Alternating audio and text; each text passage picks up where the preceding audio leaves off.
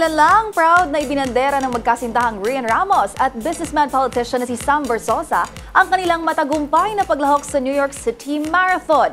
Pero ang 42-kilometer achievement ng dalawa nabahira ng intriga matapos maisyong nandaya umanong mga ito. Ang sagot ni Rian Ramos narito sa aking Showbiz Report.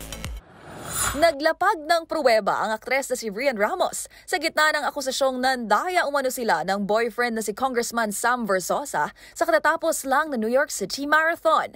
Sa isang Instagram post, ipinakita ng Kapuso Star ang kumpirmasyon mula sa New York Roadrunners na sila'y official finishers ng 42-kilometer run. Nakasaad din ang paliwanag ng organizers kaugnay ng unrecorded splits na siyang nasilip ng ilan kung kaya't nagsimula ang isyu ng umano'y pandaraya. Dahil dyan, nagpaalala si Rian sa gumawa ng balita tungkol sa kanila pagdating sa responsibilidad nitong huwag magpakalat ng fake news. Payo ng aktres, madali lang anya mag-fact check para maisulat ng maayos ang isang istorya.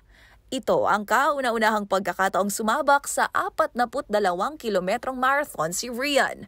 For a cause anya ang kanilang pagtakbo ng nobyo kung kaya't kahit hindi professional runners at walang naging professional trainer ay tinaga nila itong matapos ng ligtas at hindi rin anya sila nakikipagkumpetensya sa oras ng iba. Sa huli, hirit pa ni Rian, if chismis is fun, the truth can be fun too.